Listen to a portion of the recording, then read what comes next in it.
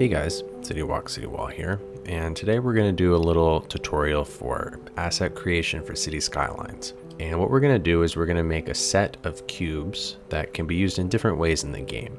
They'll be imported as props, and we'll do a clear glass cube, a glowing white cube, a concrete one, and a metal one. So we're here in Blender, and we're just going to click on General. And would you look at that, we already have a cube. If you are using this tutorial to learn how to use Blender to create a shape and to really UV wrap it, there's plenty of other very useful videos that have nothing to do with City Skylines Blender tutorials that would be very useful to watch, because that's really the best place to learn. What we're going to be focusing more on is bringing these assets into the game. So for any City Skylines asset, you always need a diffuse texture, which is the texture of the actual thing that you're looking at. Like if the side of the building is bricks, this texture is of bricks, you know? And then on top of that, there's 5 additional textures that you can use if you want to, and if you don't, the game will default to just not using it, which is totally fine. Normal or _n at the end of your file name is the bumpiness. Specular or _s is the shininess. Illumination _I is how much it glows. Alpha _A is its transparency. And C _C is for color. So if your prop or building or vehicle has the ability to randomly change colors. For example, if you're making a car, you want the car to either be red, green, blue, and you want to not have the entire car, like the wheels and everything, turn that color. So first thing we're going to do is just set up this cube so that we can put any of these textures onto it. To do that, we're going to go into UV editing up here at the top of Blender. And this would be a much more complicated process if you're making like a real asset and not just a cube. So again, I would look up some tutorials of how to do real UV editing. But first thing we want to do is hit new up here on the left. And I'm going to call this UV map. And it's going to be 256 by 256. And we're going to set it to be a UV grid. The next step is UV unwrapping this. So I'm just going to do mine like this. So what I've done is I've stacked all of the different sides on top of each other. So for this particular project, definitely not for every project, what I'm going to be doing is just creating one side of this cube and all of the rest of them will just look identical. The next thing I'm going to do is export this UV map. So I'm going to click up here on UV and go to export UV layout and then open up Photoshop. And I'm going to make a new Photoshop file that's the same resolution as the UV map. So in this case, 256 by 256. The idea here is to import that UV image that you just exported and then line up a bunch of textures and things to those lines so that it lines up in Blender accordingly. So I think we should start with this concrete cube since that one has a pretty standard setup. I'm going to go to textures.com, which if you make a new account gives you something like 15 free credits every day, and you can download a few textures for free. So I'm just going to search concrete. So I really like this one here, which also happens to be free, which is great. Don't even have to spend a credit on it. I'm going to download the albedo, which is the same thing as a diffuse, and I'm going to bring this diffuse texture into Photoshop. This texture is much bigger than the 256 by 256 that I'm dealing with here, so I'm zooming it in a little bit. Now back in Blender, if we click on our cube up here on the top right and go to material properties, we can change the base color to an image texture. If we open the Photoshop file and go up here to the top to viewport shading, we can see that our cube now is covered in concrete. Now, I don't know about you, but I think this texture is a little bit too contrasty. It'd be nice for the highlights and the lowlights to be closer to each other. Everything was more of a similar shade of gray. So I'm just gonna go back to Photoshop and add a curve. Save in Photoshop, go back to Blender and reopen that Photoshop file and it should have updated. That looks a little bit better to me. The next thing we want to do is make the normal map, which is going to give this cube some bumpiness. If we go back to Photoshop and duplicate this layer, which before we do that, we'll call it concrete _D. So duplicate that. And at the top, if we go to filter, 3D, generate normal map. It'll open up this window, which we should play around with a little bit to make sure that things don't look too bumpy because the game doesn't really like that, and also not too smooth because then it's not going to do anything. Somewhere in between. And hit OK. And we're going to rename this to _N instead for normal. So for this concrete cube, that's all we really need in terms of textures. It's not going to be shiny. It's not going to be glowing. It's not going to be transparent in any way. But back in Blender, we still have a couple things left to do. So the first thing that we're going to do is make sure that the anchor point or the origin point is properly oriented for Cities Skylines, because Cities Skylines and Blender do not use the same orientation. So what you're going to want to do is make sure you're in object mode at the top left and make sure you're clicked on your cube. And over here at the bottom right, if we click on the active tool and workspace settings and hit origins, an origin point will pop up. And for the most part, you always want the origin point in Cities Skylines to be at the bottom and in the center of the asset. There's some exceptions, like if you want the asset to rotate around a very particular point, like for instance, if you're making those animated string lights that I made, I wanted those to rotate from one of the ends, so you would put the origin point there, but almost always you want it in the middle. So let's move this down to the bottom. And in Cities Skylines, the other thing is you always want Y facing up. So right now it's not, and I'm just gonna rotate this origin point. So now Z marks the front of the asset, X marks the side of the asset. Now the next thing that we want to do is make sure that this asset has some culling. And basically what that is a little invisible surface that's part of the model that's larger than the model itself, so that we trick the game into thinking that this model is slightly larger than it is. And that helps a lot when the camera is positioned in a way in game that this little model will be right at the edge of the screen. It'll help it make sure that it stays on the screen the whole time that you want it on the screen. It's not gonna go invisible right at the edge. So what we're gonna do is we're gonna go into modeling up at the top, make sure we have our cube selected, and add a plane. And make sure that at the top here, I have this little magnet selected for snapping, that I have increment snapping on, and move, rotate, and scale snapping turned on. So we're gonna scale this up to a nice even number. So I'm doing 4. We're gonna right click and triangulate faces, delete one of the faces, go into vertex mode, grab this vertex over here and move it directly on top of another vertex. And I'm also gonna lower one side and raise the other.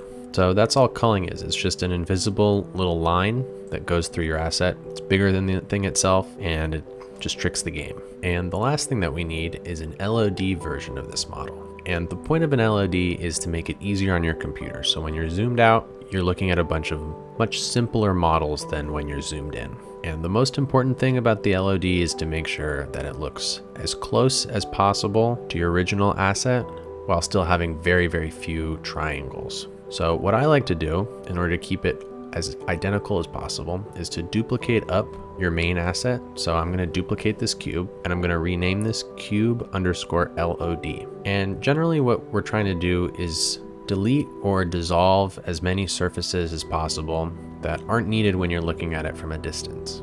So in our case, that's really only the bottom surface, which we'll delete, and the culling, which really doesn't matter when you're all the way zoomed out. So we'll delete that as well.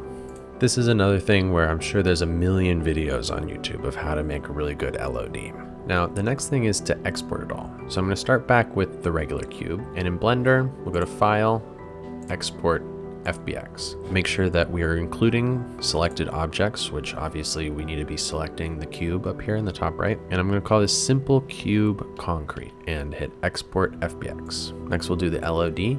So click that.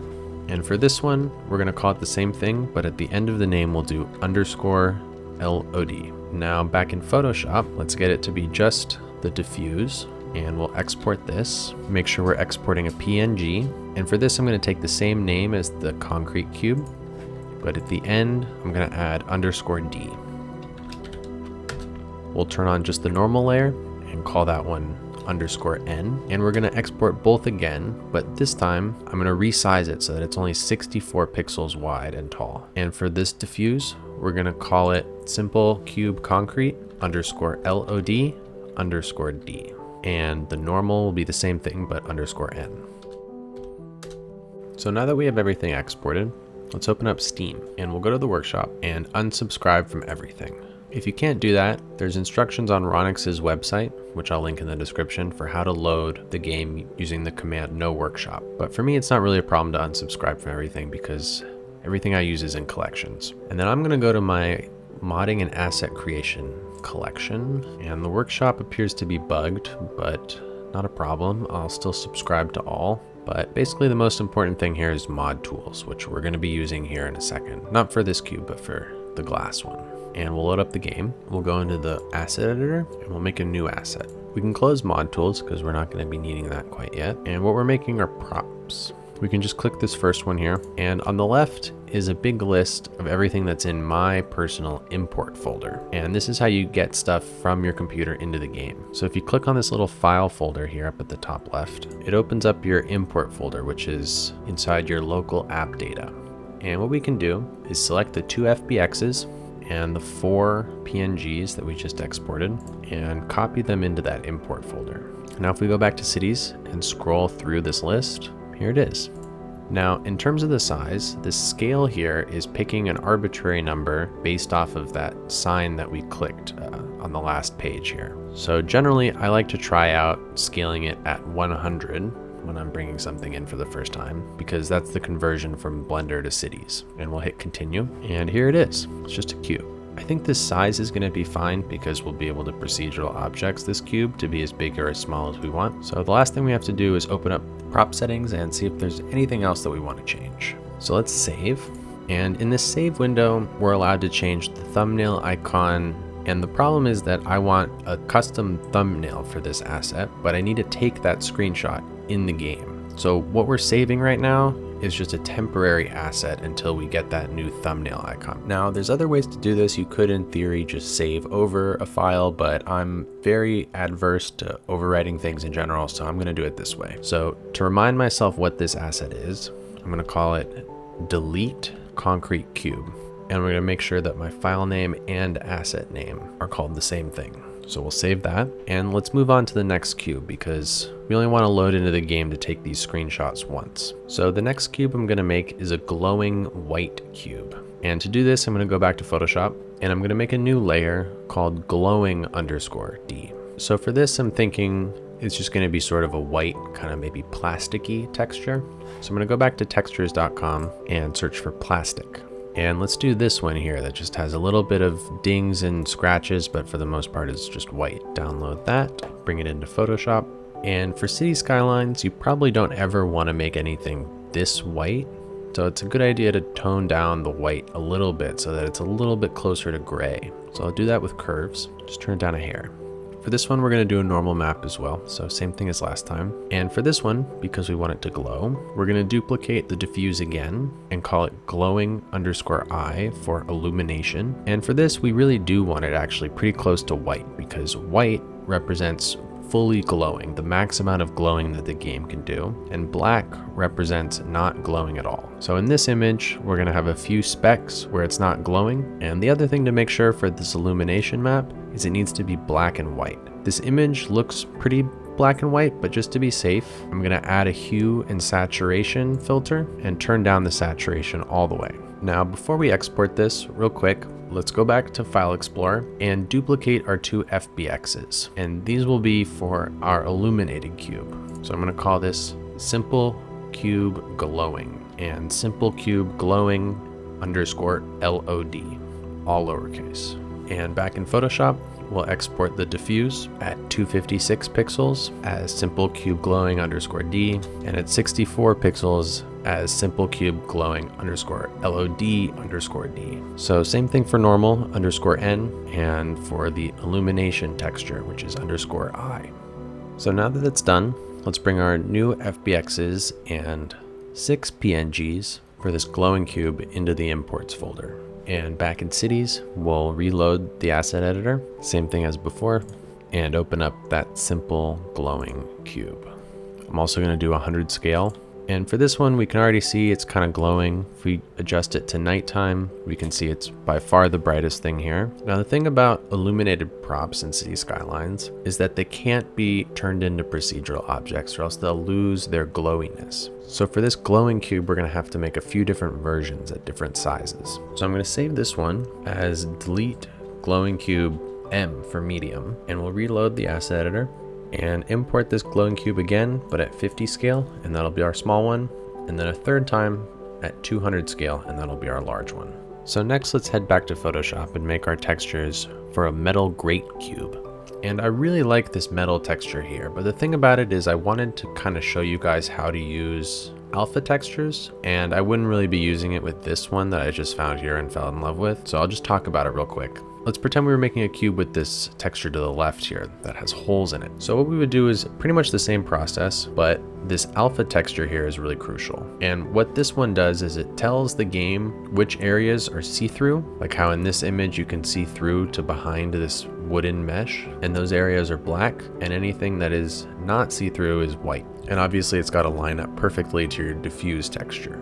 So an example of this is a metal grate texture that Lumois used to create a metal prop for me, which if you see how this works in game, this is the alpha texture that made it, along with the diffuse next to it. So back to this metal texture, let's download the diffuse and the normal. And for this texture, it only comes with metallic and roughness, which is not what we need. We need specular, but we can make a specular map out of the roughness. So I'm going to download that one.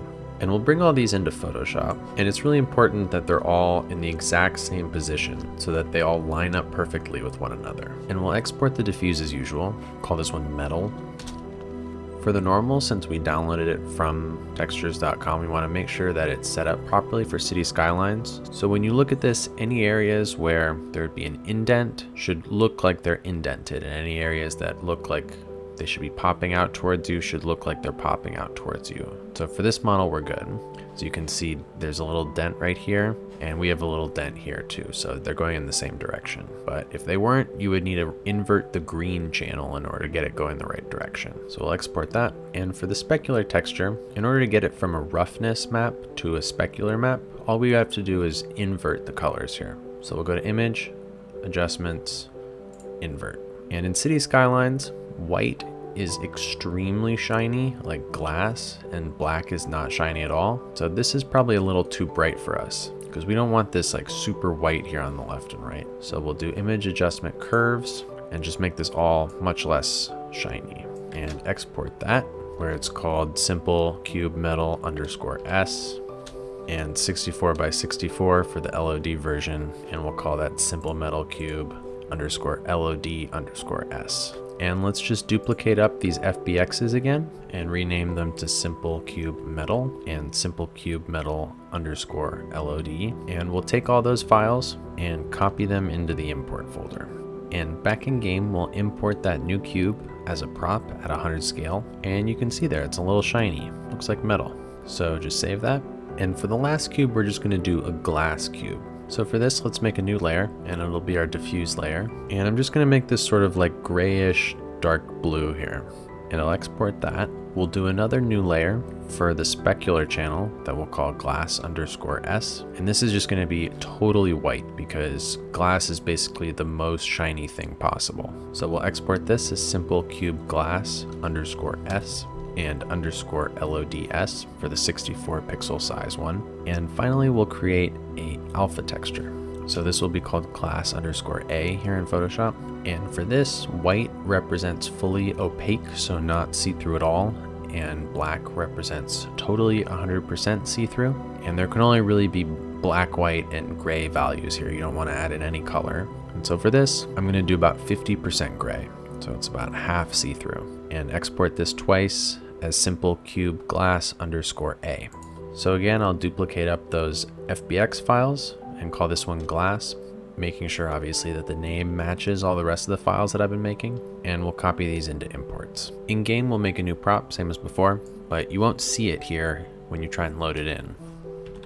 So what you have to do is go to Ronix69's website, which is cslmodding.info, and on the left, there's an option for rotors, props, and buildings. And rotors for City Skylines basically means anything rotating. And in the game, when something is rotating, it makes it partially invisible. And so what we're about to do is trick the game into thinking that this is rotating and making it invisible, but then not actually rotating it. And to do that, we're going to use Ronix's script. So here under script, if we click this, we can copy this prop script up here at the top, paste it into mod tools in the debug console, and hit run.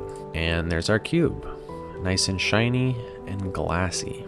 So we'll save this, and the next step is loading into the game so we can take some screenshots. So we'll exit out and subscribe back to all my normal mods and assets and load back in. So here we are in game with all the visual mods turned on. And if we search for delete which is what I called all of these. Here's our cubes. So let's place them down and see if we can't get some good screenshots of this. And we're really just looking for one screenshot that's for the whole entire pack, and then an individual screenshot for each piece. And to get all these pictures at the same angle, what I'm going to do is place down one of the cubes, find a good angle using the cinematic camera mod, and save this position.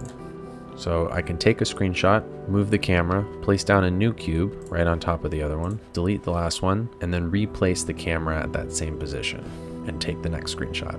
So now that we have our screenshots, we'll exit back out of Cities and unsubscribe from everything yet again. We'll go back into the asset editor, but this time we'll load an asset. You could also do this by making a new asset and using those delete me versions that we just created as a template for that new asset. And I've heard that's more stable, but as far as I've experienced, they're exactly the same. So we're gonna do it this way. So let's load this glass cube, and we don't have to do anything. Let's just save it again, but this time let's call it the correct thing. So it's going to be CWCW simple cube glass, and we want a thumbnail icon. So what we can do is click this little folder button here, and that'll open up a folder where if we make a thumbnail and put it here, it'll get imported in game. So let's go into Photoshop again, and I'm going to make a thumbnail for this glass cube, and this I'm going to export at 128 by 128, so pretty small. And if we copy that new icon into this folder and rename it asset_thumb after we've deleted that asset_thumb file, it'll show up in game here now as a new thumbnail. So we can save that and load in the next asset. So we'll do that now with the concrete, make a new thumbnail, open up that new folder, put it in the asset staging area, rename it as asset_thumb with no caps, go back into the game and save. So now we just got to do that for the other ones. Now that they're all resaved, let's head back to File Explorer real quick. And if we go to this directory up here, we can see all the assets that we just created, our delete ones and our final ones. So let's just go ahead and delete all these original ones. And for safekeeping, let's copy these final files somewhere else on the computer. Now we'll go into the main menu of the game, go to Content Manager, Assets, and we'll click on any one of these cubes and hit Share. Here we have another little folder icon, so let's click that, and this allows us to dictate what assets get uploaded in this package and what the thumbnail is for the workshop. So I'll make a thumbnail for this whole pack, and this thumbnail I want to make sure is 400 pixels by 400 pixels because that's the scale of a workshop thumbnail. So we'll copy that thumbnail into this workshop staging area and rename it Preview Image in the exact same way that this image that came with it is called. We can delete that one. Now if we go back in game, we see that our image is there and it's a little stretched. That's totally fine. The last thing we need to do is copy all these .crp files that we just saved, go into this content folder in the workshop staging area and paste them all there. Now if we go back into the game, when we hit publish, all of these assets are going to be loaded together as one workshop item on the workshop. So we'll go ahead and do that. And the very last thing we need to do before we can subscribe to this item on the workshop and start using it there is to delete these CRP files from our assets folder so that we don't confuse the local version of this file with the workshop version of this file, because they'll both load into your game, which you don't want. So we'll delete these. And if we go on the workshop, here they are. So we can add more images here, change the description, but that's basically how you make a set of props or a set of anything on the workshop, texture them, bring them into the game, and upload and publish them. So I hope you found this useful. Let me know if you did, and I'll see you all in the next tutorial.